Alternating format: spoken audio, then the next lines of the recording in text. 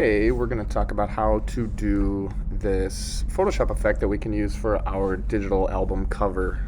So if we look, one of the options we have is this pretty cool glitch effect. So it appears as if the image is moving laterally left to right based on the lines, some color work, and some selections that we can use and pull squares and rectangles around, so it makes it look like it's kind of glitchy. So let's go ahead and get started. So the first thing that I did was I dragged in this photo of this portrait. So you'll want to find a portrait that's good resolution and get that into Photoshop. So what I'm going to do here is I'm just going to go ahead and select my image from the background as we've done before. So just going to select that subject. Command C, Command V, just get him off of the background. And I can go ahead and delete this background layer on the bottom right. Awesome. So now I'm gonna add a black background to this just with a simple solid color layer. Up to solid color. I'll make it black. Click OK and drag it below. So the next thing we have to do is just prepare this portrait for editing, and we're going to adjust the color of it. We're going to add some kind of emotion to it by making it darker and kind of contrasty. So I'm going to go ahead and go up to Image. Make sure your layer is selected there. I'm going to go up to Image, Adjustments, and I'm going to desaturate it just to get it black and white. Now you can see it's all mostly gray. There's not really any black. So I'm going to adjust the levels to make that shadow side really black. So I'm going to go to Image, Adjustments, Levels. And this is that meter that we've seen before when we were talking about our adjustments. And you have here black, gray, and white. Don't look towards the gradient on the bottom, but this graph in the middle. So what I'm going to do is take this black dial, I'm going to drag that all the way to the right, so you'll see you get like a really kind of contrasty effect. You can even grab that gray and just darken that image just a little bit. Perfect. Click OK. Now what we're going to do is we're going to go ahead and duplicate layer 1. So I'm going to go up to the top. I'm going to click Layer, and I'm going to click Duplicate Layer. And that'll give us a second copy. Now we're going to go into our layer blending and create the color effect. See how we have in this example, we have like a light blue, a green, and a purple. We're going to go ahead and do that. So with my top layer, I'm over here in my layers menu. I'm going to double click in this open gray spot here in this layer. So I'll double click and this menu pops up. Looks like a lot of confusing things.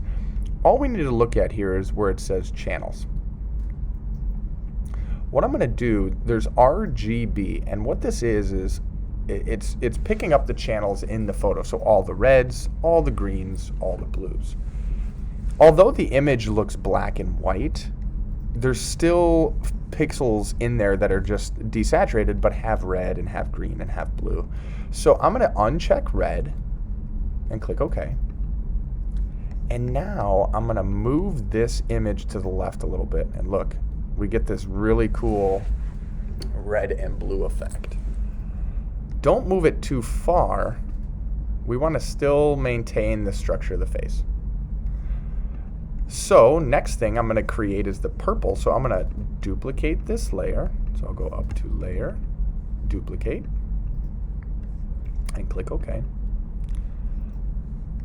I'm going to double click in it again to pull up that scary looking menu. And then I'm going to click and uncheck the green channel. Click OK. And now I'm going to move that one to the right a little bit. And now we get this really kind of crazy looking glitch effect. Now we can get that green to be a little less so that it's not as hectic. You can actually go this way if you like that kind of red, yellow, blue effect. I think that looks kind of cool too. Maybe I'll do that one. But you can adjust the color by double clicking on the layer again. And at the bottom here, you'll see where it says this layer.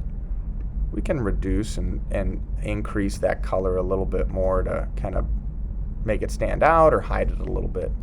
And again, just that top one. You don't want to use this bottom one because it really hurts the photo. We want to use this top meter to adjust our colors. And click OK. All right, so we're almost there. So the next couple things that we have to do are just get our kind of rectangles going here. So we're going to group these 3 layers. Now we haven't talked much about grouping layers, but it's really, really easy. So I'm going to click on the top layer. I'm going to hold Shift and click on the bottom layer, not my color layer, just the third picture there. And I'm going to group. So I'm going to go down to the bottom where you'll see a little manila looking folder. I'm going to group those. And that's just going to preserve our image. That's going to make sure we don't mess anything up.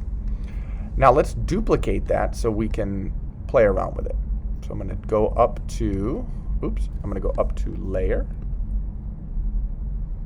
Duplicate Group, just like duplicating a layer, and click OK. Now we're going to merge all the pictures in that group one copy. So we're going to double click.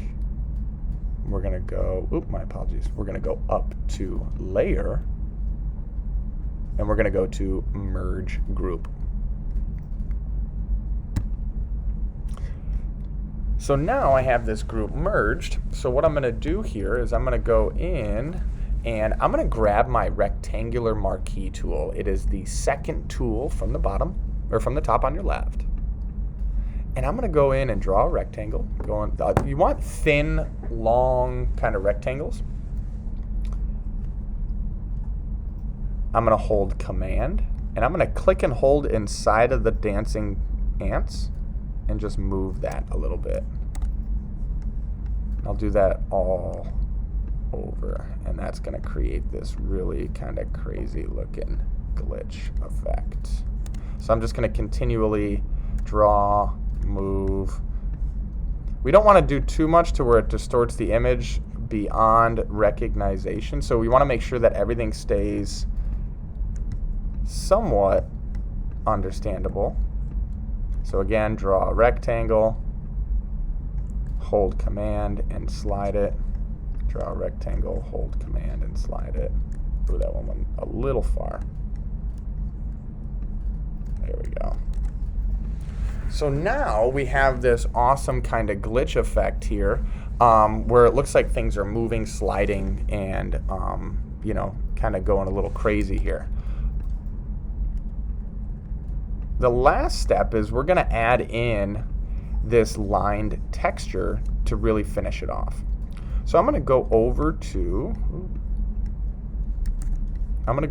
Google here really quick. Ignore that message. I'm going to go to Google, and I'm just going to type in horizontal lined texture or pattern. Let's go pattern. Go to images, and then I'm just going to find, perfect, this one right here looks good. Make sure it doesn't have a watermark. And I'm just going to drag that photo right on top. I'm going to go ahead and just resize this so it fills my image, just like so. And now we're going to use our layer blending to blend it in. So where it says normal here in our layers menu, I'm just going to click that drop down, and I'm going to go down to, see which one looks good. Divide looks pretty good. Let's go up to multiply. Yeah, that looks good there.